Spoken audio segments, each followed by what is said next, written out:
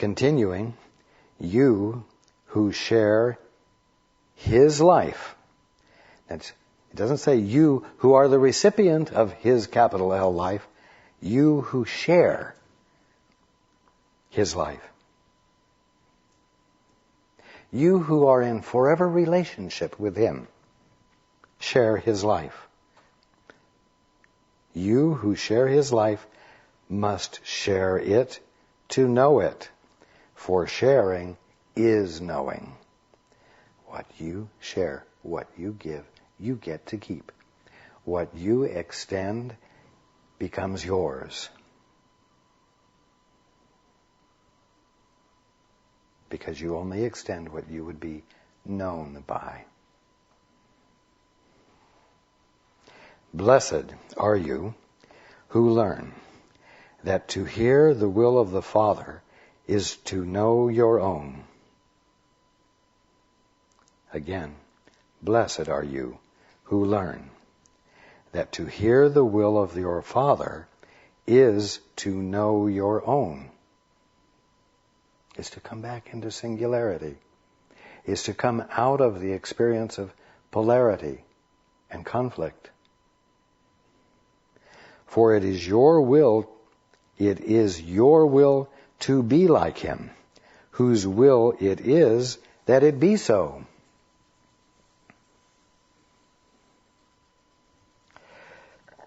God's will is that His Son be one, not split up.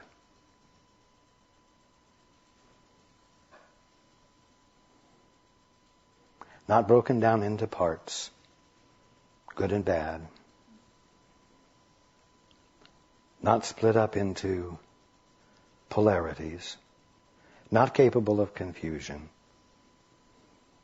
God's will is that His Son be one and united with Him in His oneness. That is why healing is the beginning of the recognition that your will is His.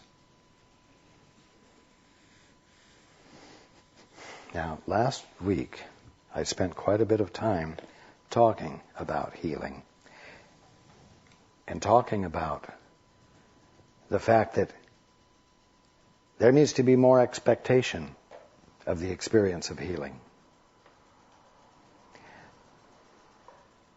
If you're going to wake up, you cannot afford to let one speck of doubt remain, or any theory that says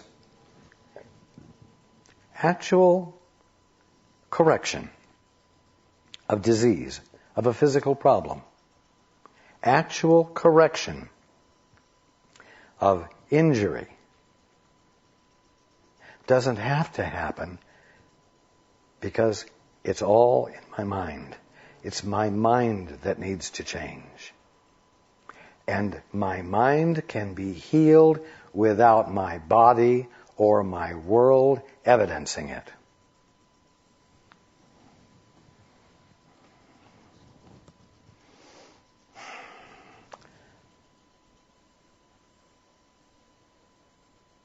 That can only seem reasonable if you insist upon calling the world an illusion.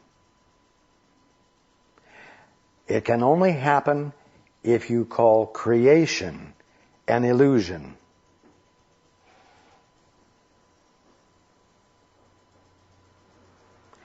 I promise you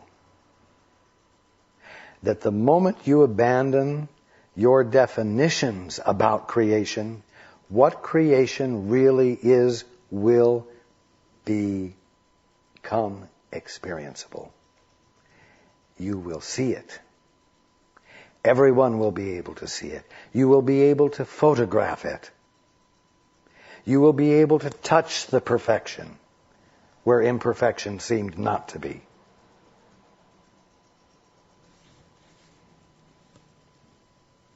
You cannot have a corrected mind without a corrected experience.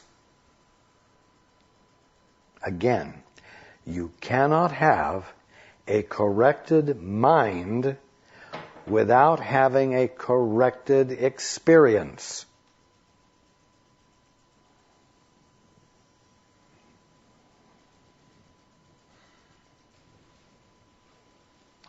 Now, I want to leave you with that tonight, because next week we're starting a new section that is entitled The Willingness for Healing.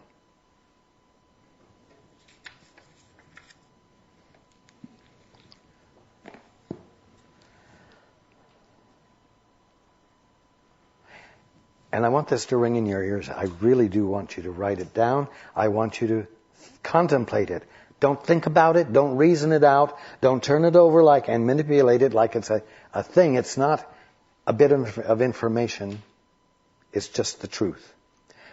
You cannot have a corrected mind without having a corrected experience. And waking up is about having a corrected mind.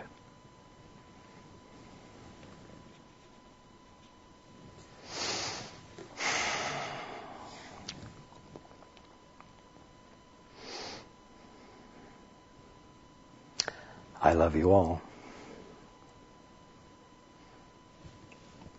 Everyone. And I look forward to being with you next week.